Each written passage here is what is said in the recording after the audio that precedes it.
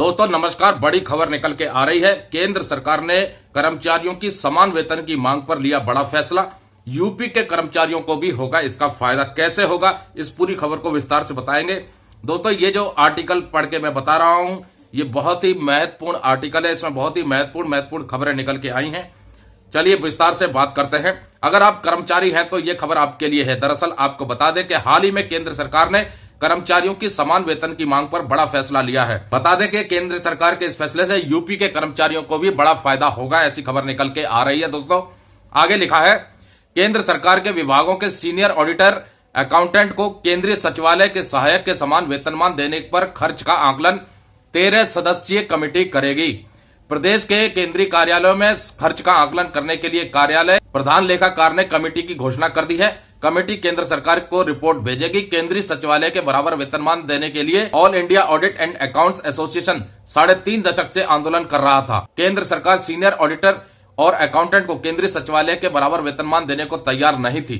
केंद्र सरकार की असहमति के कारण कर्मचारी संगठनों ने जेसीएम में मुद्दा उठाया। केंद्र सरकार की असहमति के खिलाफ इस मुद्दे को बोर्ड ऑफ आर्बिट्रेशन में ले गए। बोर्ड ऑफ आर्बिट्रेशन ने कर्मचारियों की मांग को स्वीकार करते हुए केंद्र सरकार को वरिष्ठ लेखा परीक्षक, वरिष्ठ लेखाकारों और केंद्रीय सचिवालयों के सहायकों के बराबर वेतनमान देने का निर्देश दिया। All India audit and accounts pensioners association के कार्यकारी अध्यक्ष सुभाष चंद्र पांडे ने बताया कि 1 अप्रैल 1987 से वरिष्ठ लेखा परीक्षक, वरिष्ठ लेखाकारों का वेतनमान 1400 से 2600 मंजूर किया गया।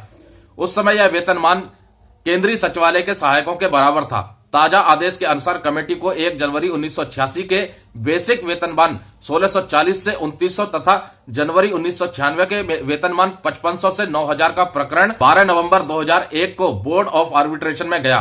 सरकार ने सीनियर ऑडिटर अकाउंटेंट को संशोधित वेतनमान देने पर वित्तीय व्यय का आकलन करने के लिए कमेटी बनाई है। अब इस पूरे मुद्दे से जो प्रदेश के कर्मचारी हैं उनकी भी विसंगतियां दूर होंगी। कैसे होंगी, लिखा है, प्रदेश सरकार के विभागों की वेतन विसंगतियां भी दूर की जाएंगी। प्रदेश के मुख्य सचिव दुर्गा शंकर मिश्रा ने वेतन की विसंगतियां दूर करने के लिए सभी विभागों को पत्र भेजा है। न्यायालय के एक आदेश का हवाला देते हुए मुख्य सचिव ने लिखा है कि 21 नवंबर 2016 में कार्मिकों के वेतन व अन्य देयकों की सभी त्रुटियां दूर की जाएं। उसी के क्रम में कार्मिकों के वेतन निर्धारण एवं अन्य देयों के 100% मामलों को कार्मिकों को भुगतान से पूर्व त्रुटियां समाप्त करने के साथ कार्मिकों की सहमति ले ली जाए। यदि किसी कर्मचारी का अधिक भुगतान होता है तो उसी से रिकवरी भी होगी। नगर निगम कर्मचारी एसोसिएशन के अध्यक्ष मनोज श्रीवास्तव ने बताया कि वेतन को लेकर के तमाम त्रुटियां हैं। मुख्य सचिव के आदेश के बाद इस समस्या का समाधान होगा। हालांकि यह आदेश नगर निकायों पर लागू नहीं होगा। तो दोस्तों ये महत्वपूर्ण खबर जो निकल के आई है एचआर ब्रेकिंग न्यूज की तरफ से, मैंने आपको आर्टिकल पढ़ के सुनाया है। ऐसे ही केंद्रीय कर्मचारी और पेंशन भोगियों की तरफ से भी मांग है। उनकी पेंशन को लेकर के, उनकी सैलरी को लेकर के, 8वें वेतन आयोग को लेकर के, बकाया 18 महीने के डीए डीआर के एरियर को लेकर के, नोशनल इंक्रीमेंट के पेंशनरी बेनिफिट के मुद्दे को लेकर के।